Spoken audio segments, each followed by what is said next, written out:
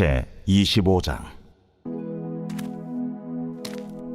사람들 사이에 시비가 생겨 재판을 청하면 재판장은 그들을 재판하여 의인은 의롭다 하고 악인은 정죄할 것이며, 악인에게 태형이 합당하면 재판장은 그를 엎드리게 하고 그 앞에서 그의 죄에 따라 수를 맞추어 때리게 하라. 40가지는 때리려니와 그것을 넘기지는 못할지니, 만일 그것을 넘겨 매를 지나치게 때리면 내가 내 형제를 경히 여기는 것이 될까 하노라. 곡식 떠는 소에게 망을 씌우지 말지니라.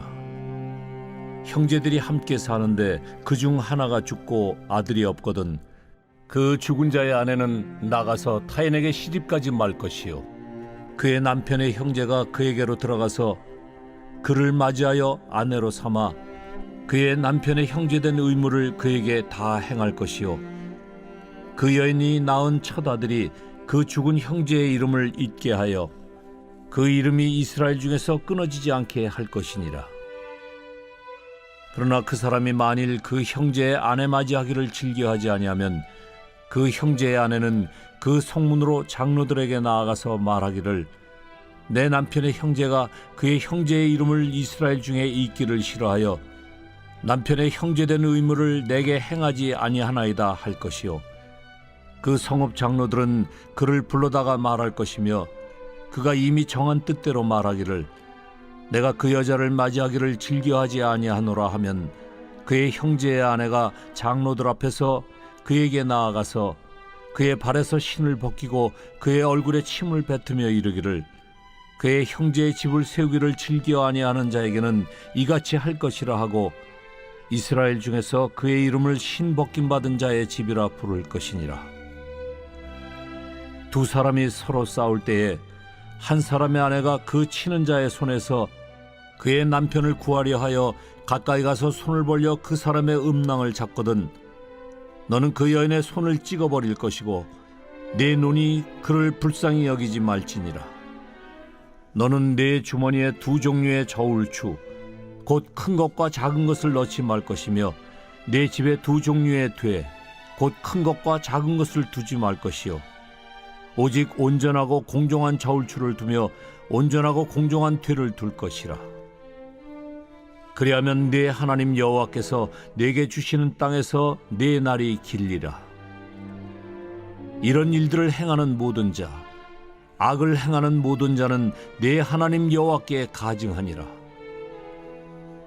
너희는 애굽에서 나오는 길에 아말렉이 네게 행한 일을 기억하라. 곧 그들이 너를 길에서 만나 네가 피곤할 때에 네 뒤에 떨어진 약한 자들을 쳤고 하나님을 두려워하지 아니하였느니라. 그러므로 네 하나님 여호와께서 네게 기업으로 주어 차지하게 하시는 땅에서 네 하나님 여호와께서 사방에 있는 모든 적군으로부터 네게 안식을 주실 때에 너는 천하에서 아말렉에 대한 기억을 지워버리라. 너는 잊지 말지니라. 새벽영성 기도 시간입니다. 오늘은 신명기 25장 말씀 함께 살펴보겠습니다. 우리들은 공평하고 원칙적인 것을 좋아합니다. 하지만 세상의 모든 것을 똑같이 분배할 수 없고 항상 원칙적으로 진행할 수도 없습니다. 그렇게 공평하고 원칙적으로 접근하기보다는 공정으로 접근할 필요가 있습니다.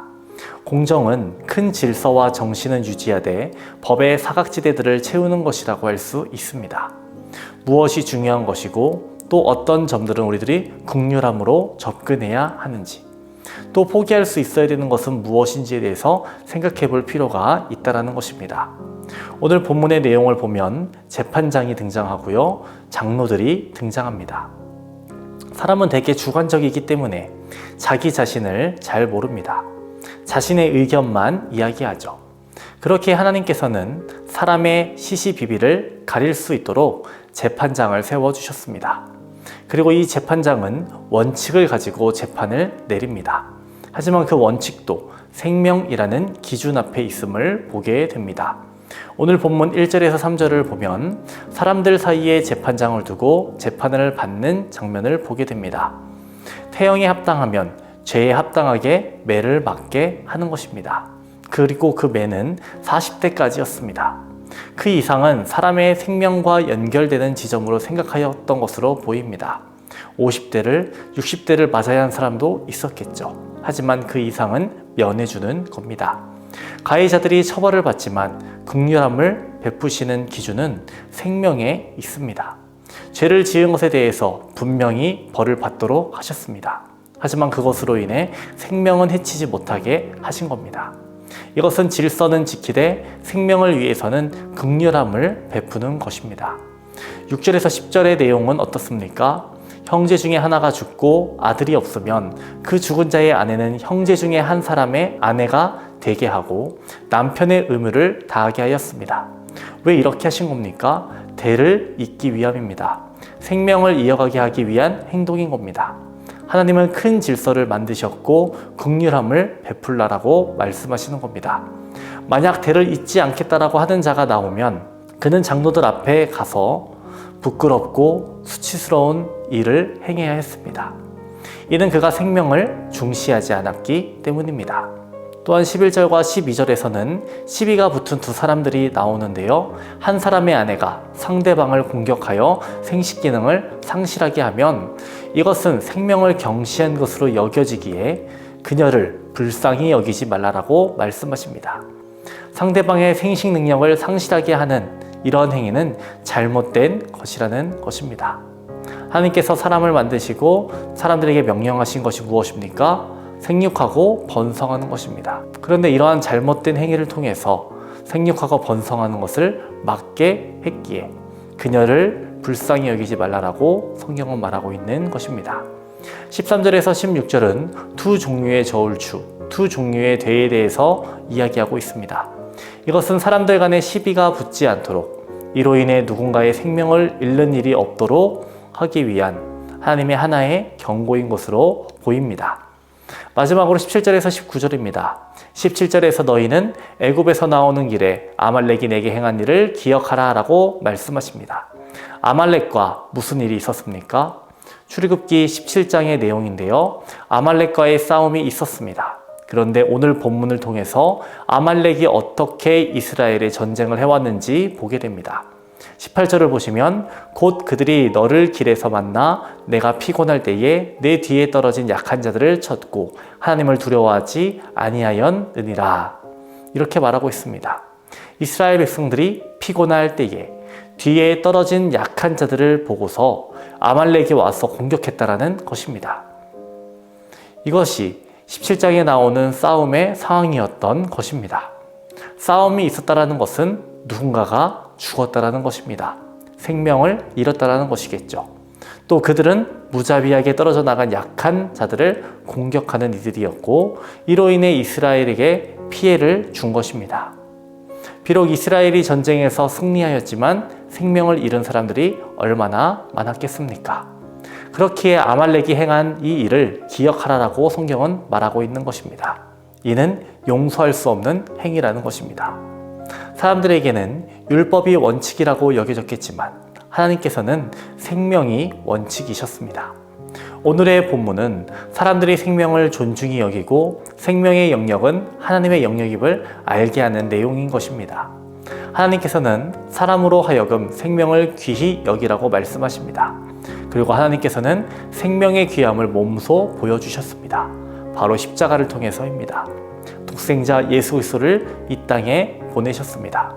예수님께서 십자가에 못 박히심으로 모든 죄를 대신 짊어지게 하셨습니다. 그리고 생명을 우리에게 주셨습니다.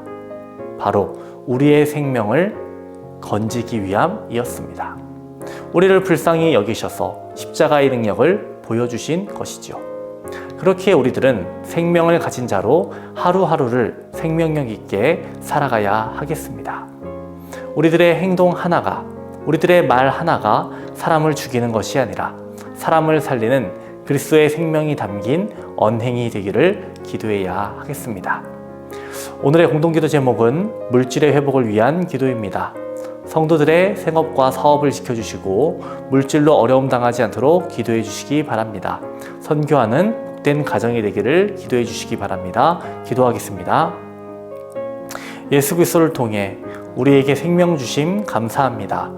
우리들의 삶이 예수 그리스도의 발걸음을 따라가는 삶 되기 원합니다. 우리의 언행이 사람들에게 선한 영향력 끼치기 원합니다. 나를 돌아보고 나를 절제하며 하나님 앞에 나를 바르게 세울 수 있도록 우리를 인도하여 주옵소서. 성령님, 담임 목사님의 사역 가운데 늘 함께하여 주시옵소서. 한중신학교 강의로 출타 중이십니다. 말씀을 준비하실 때마다 말씀의 영을, 계시의 영을 더하여 주시고 성령의 역사를 칠갑절 더하여 주시옵소서. 영육 간에 강건함을 허락하여 주시옵시고 모든 일정 가운데 하나님께서 인도하여 주옵소서. 오늘은 물질의 회복을 위해서 기도합니다. 성도들의 생업과 사업장 가운데 하나님께서 함께하여 주시옵소서. 물질에 어려움 당하지 않도록 하시며 좋은 열매들 맺게 하여 주시옵소서. 물질로 다른 이들을 도울 수 있는 마음 주시고 주님의 선교에 동참하는 복된 가정들 되게 하옵소서.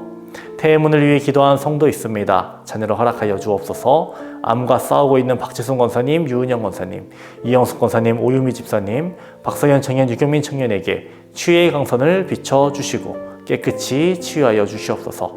연로하신 장로님과 권사님들에게 위로와 용기를 더해 주옵소서. 노녀의 삶이 아름답고 은혜롭고 건강으로 채워지게 하옵소서. 우울증을 겪고 있는 성도들 치유하여 주시고 공황장애, 불면증을 겪고 있는 성도들 말끔히 고쳐 주시옵소서. 감사드리며 예수님의 이름으로 기도합니다. 아멘.